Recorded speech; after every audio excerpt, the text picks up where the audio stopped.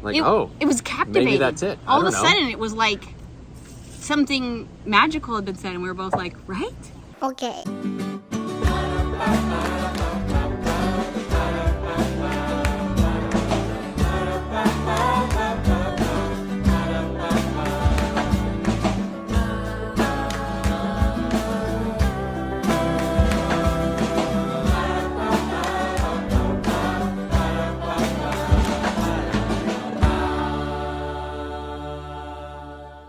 All right, welcome back to Knorpp and South. It probably doesn't feel that long to you guys because we've been like very slowly. Well, yeah, emphasis on slowly. Posting videos of probably our first month and a half of travel. Yeah. But it's actually been 3 months since we sold the house and moved out of our fixer-upper. Right, wow. It feels like a lifetime in a lot of ways to us. Yep. It feels like a long, long time. And Well, just because lots happened. so much has happened. And that was kind of well, let's go over first what has happened. Since we last posted. Okay, so our last post was us in Universal Studios in Florida. After Universal Studios, what did we do? That was the end of our time in Florida. We were there for 2 weeks solid. Yeah. We headed up to Atlanta, Georgia, Stone Mountain Park, which is it's a huge park right next to the city. And we were there for a week. We did record a few things there. We did a hike, which was really fun. Well, our friends, when we were in Alabama, we didn't show it, but we went to church and we met a family there who have 9 children and spent years traveling and living in an RV. And they have a tent on the way. Yes, they have a tent on the way. They invited us over for dessert or dinner, I don't remember which one. And we went over there and we were like immediate, like great, like old friends. And so we invited them to come down to Destin. A week after that, when we had met them, they came down to Destin for the day, and then we invited them to come to Georgia, and they came for 2 nights to Georgia. Yeah. Camped there. Oh, Sorry, I just kicked it. Camped there in Stone Mountain, and it was really great to see them. Our kids get along really well. We get along with Adam and Brittany really well. And so we did a hike with them. Okay. This is a serious handrail you gotta have here. Brittany's doing it. Avon's pregnant. Totally.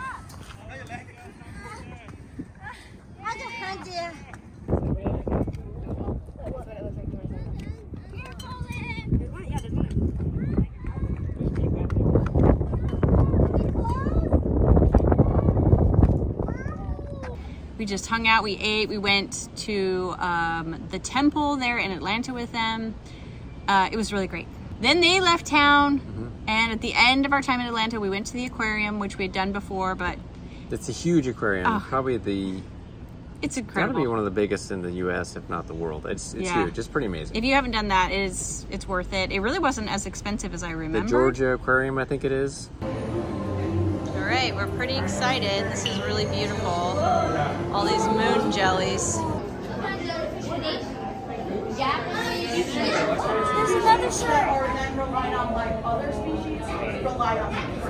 There goes a shark.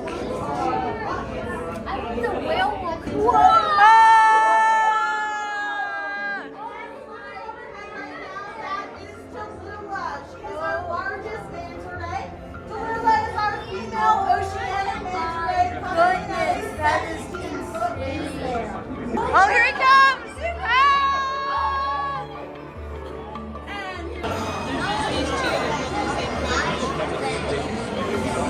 Oh, yeah, you're right.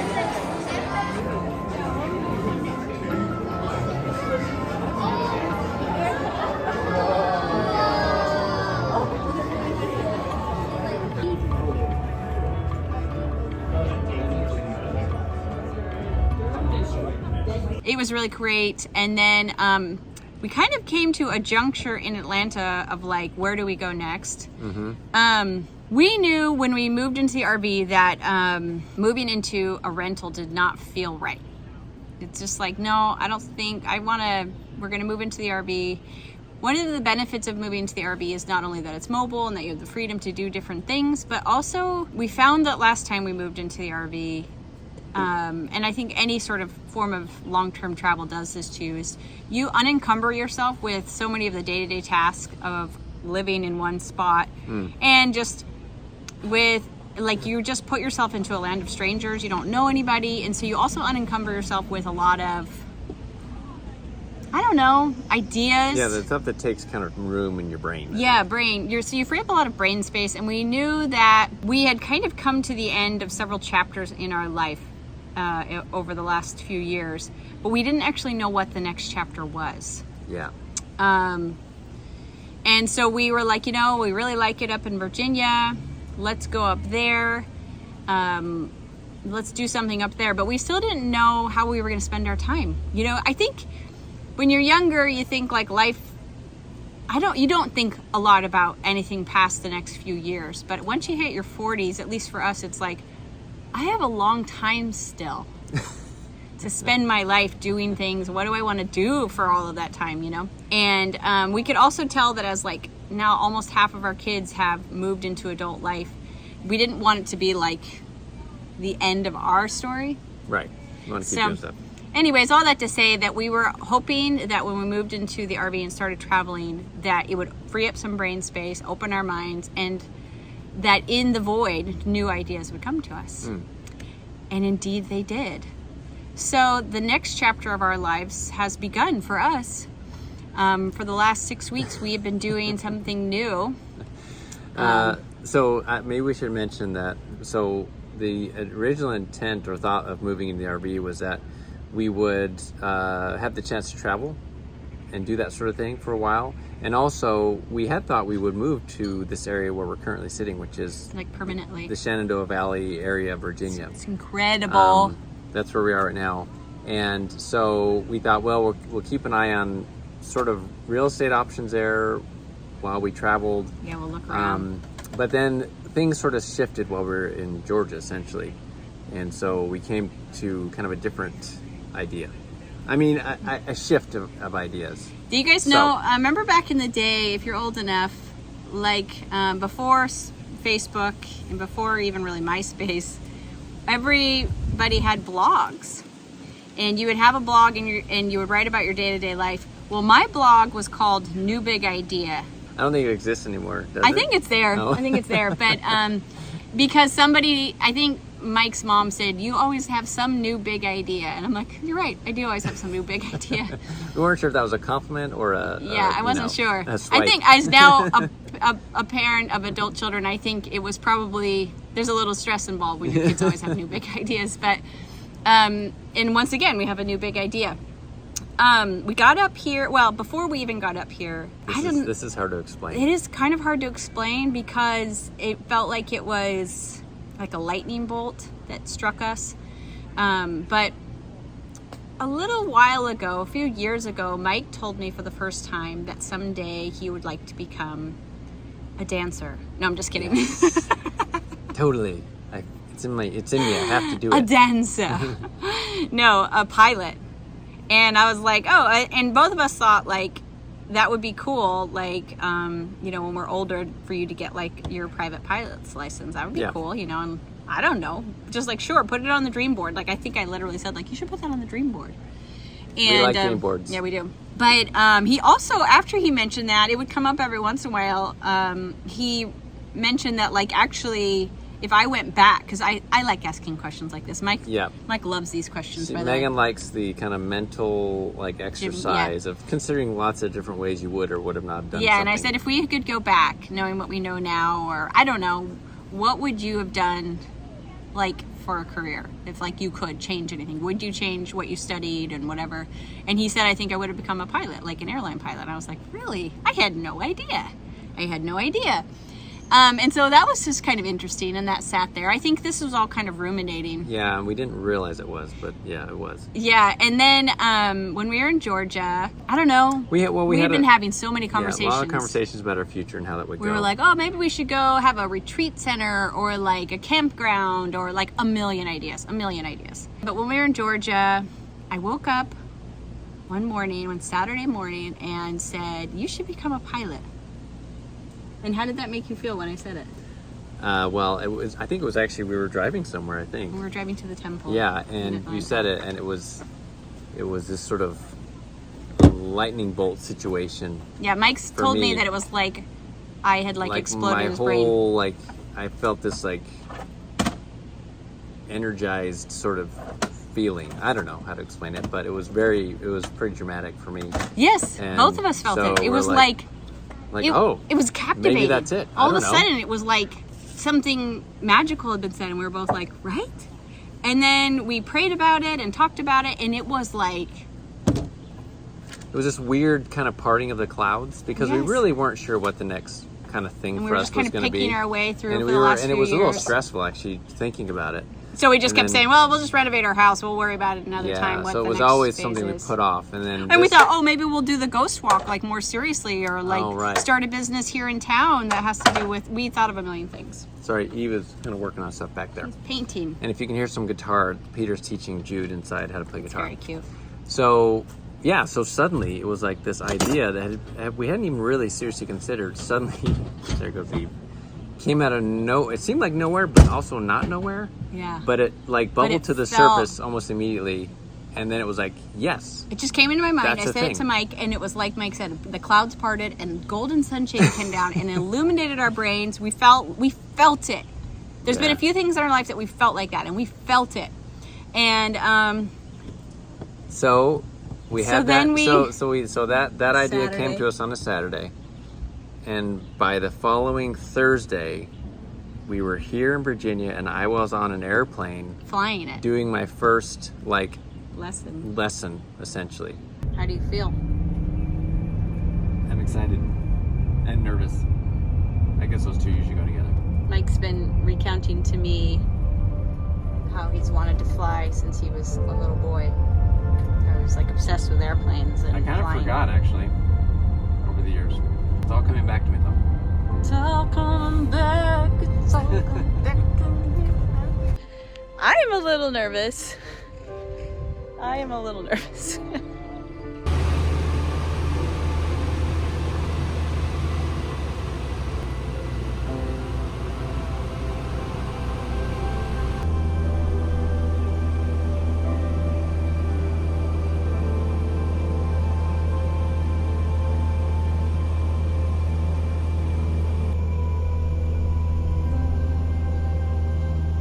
It was crazy. And that's it.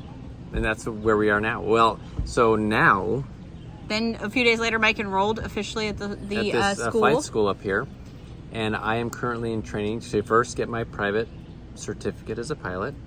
And then after that will be an instrument rating, and then a commercial license, and then you kind of go from there. So... He's going to go all the way. He's going to become like a legit pilot. This last Tuesday... I flew an airplane all by myself. I did my first solo flight where I took off,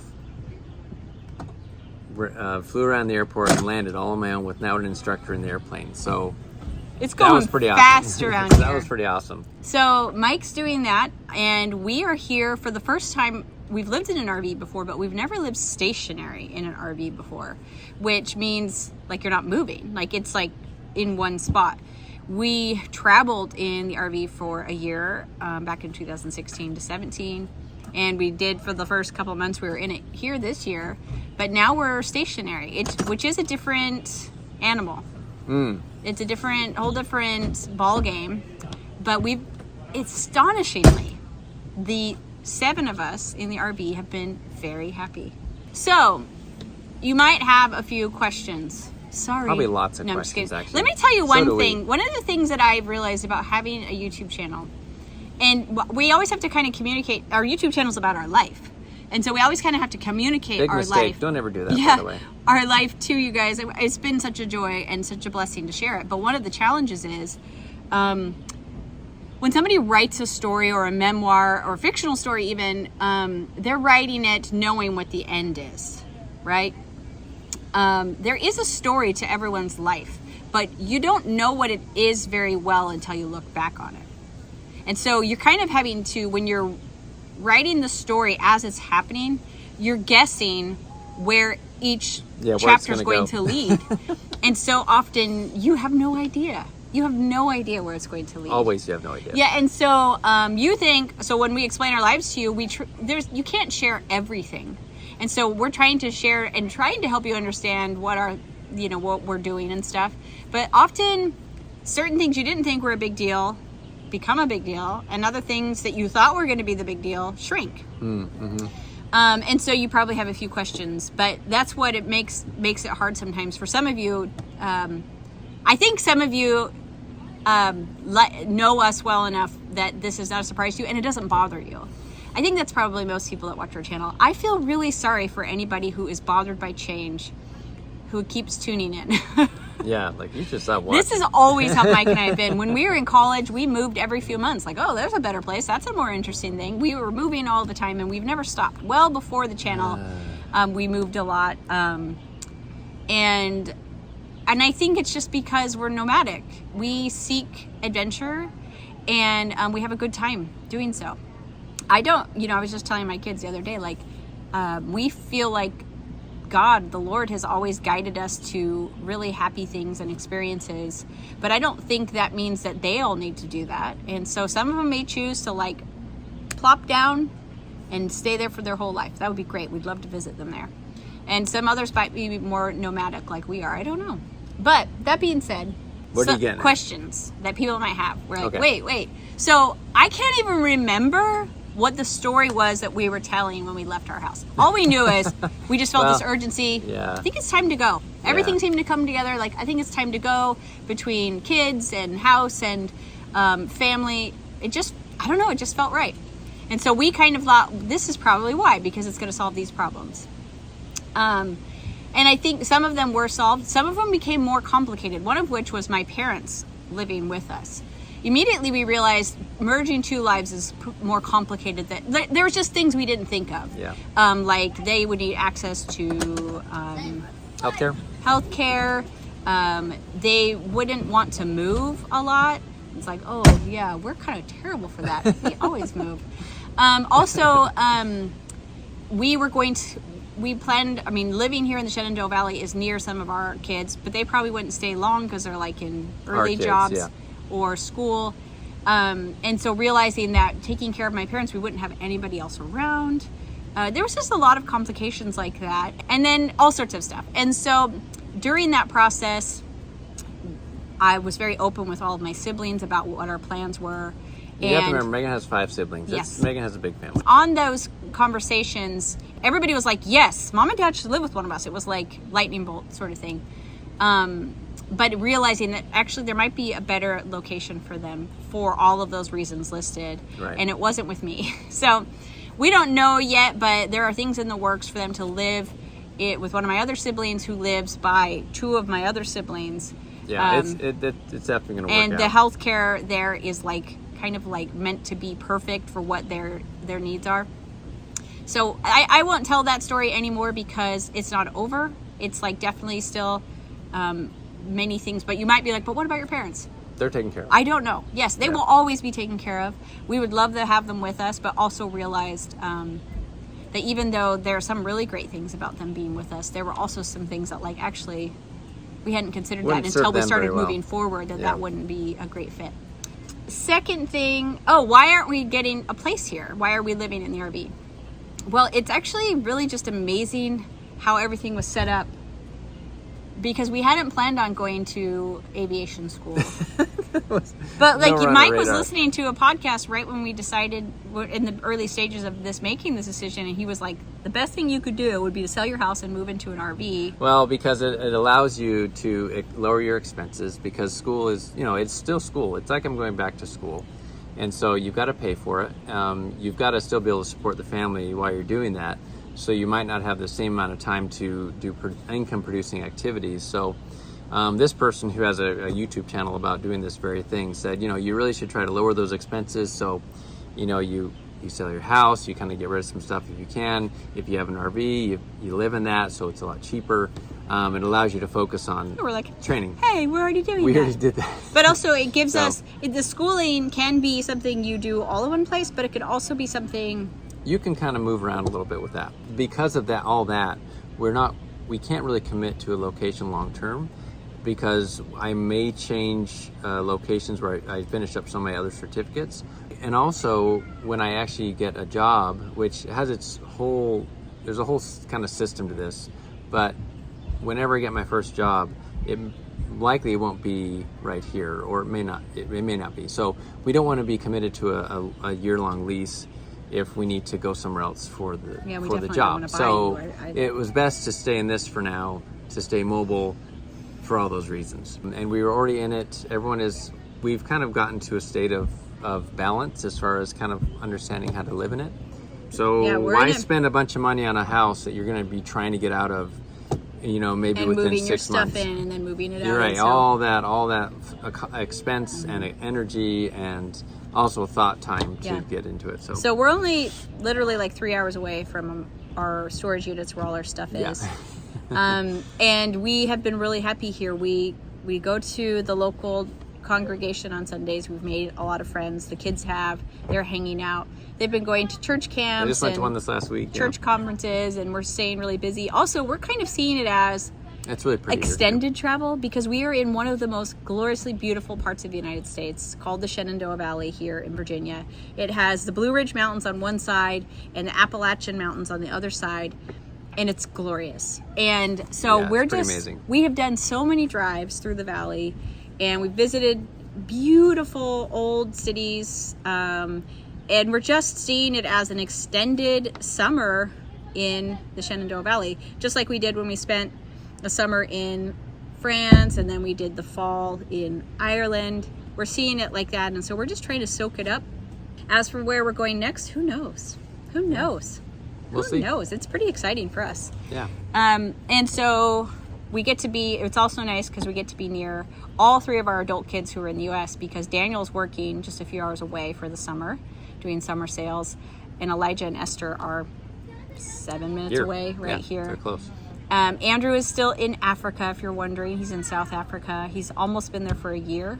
He'll be in like 2 weeks. It'll be a year. So we actually feel like really happy, really blessed. It feels, remember when we found the warehouse and it was like our dream and it was perfect for us, for the house, and that was so long ago. They probably have people don't know what we're talking about. Yeah, well, anyways, it just feels like another one of those things where the Lord really took care of us, and we feel of his love, and we feel like he gave us a gift that he had been preparing for months, because all of these things fell into place so quickly. I kept saying with the house that when we decided to sell our house, and we just thought, like, we didn't even decide that. We're like, let's just call the realtor. Literally, it was like days later the house was sold. We just called her, threw out an idea. Days later it was sold. We felt like as soon as we said, let's maybe look into this, there was like we were catapulted, like, whoa. And we knew that like we were being catapulted towards something, and it was like kind of scary. I have no idea what's happening or why, but it also feels so much like it was all falling into place so quickly and so perfectly that you're like, okay, it's like we're going down a hill on a bicycle. Like, just keep your hands on, just keep riding. Don't get freaked out and get off. Just keep going. And so we didn't know what it was hurtling us towards. But when we got there and realized how perfectly everything had been set up for Mike to do this, we felt really happy, really blessed.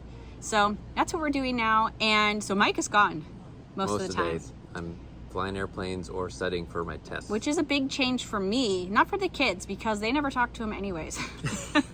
Like, we were laughing, like, Mike can be sitting at the table with them, and they will like go and find me wherever I am in the house to ask a question that he could have easily answered. It's a beautiful system. Yeah. So we're having a good time, but I will be doing most of the vlogging from now on. I would love to show you guys our setup here that's a little different, because we're not having to take it down and move all the time. That's true. And I don't know, still have some fun cooking. I've got a really Megan yummy. is making some good food in this RV. I feel like I'm impressed. I do feel like if I'm going to keep everybody happy in a stationary RV, then really good food is probably going to play a role in that. And so that I've been trying hard to do that, and it makes me happy, it makes everybody else happy, and I'll take you on some of our adventures. It's so incredible here. And then I've thought about maybe doing my own actually vlog. You mean like your own channel? Maybe about learning how to fly as a 40-something-year-old. I'm not going to say what something, and making making a career change at that age. It's kind of interesting. So if you think that would be interesting, I don't think a lot of if there's women watching this, they might not be interested, but maybe their husbands would be. I don't know. It's a thought. So let us know if you think that'd be a good idea. Yeah, that's it, guys. Love you. And I'm sure that I know how much it blew our minds, 7 weeks ago or so when we decided to do this. So I'm sure all of your, when I called family and friends, I was like, okay, so we're doing something different. And I told my sister-in-law, Allison, and she was like, you know what? All the things you could have said, I did not think you were going to say that. Or maybe that was Megan. I don't remember. Somebody I told was like, that was nowhere on my bingo card or whatever. Radar, yeah. But we're very happy. We're very excited for the next chapter of our lives. It's very invigorating to do something completely different at a time when maybe we started to think we weren't going to do that anymore, even though we're only 45. But it's been very invigorating, very exciting. There's so many possibilities, and we really have no idea what is ahead. But very exciting. We're going to keep on vlogging for the time being, at least, as long as you guys want to see it. So, love you, and until next time, bye. Bye.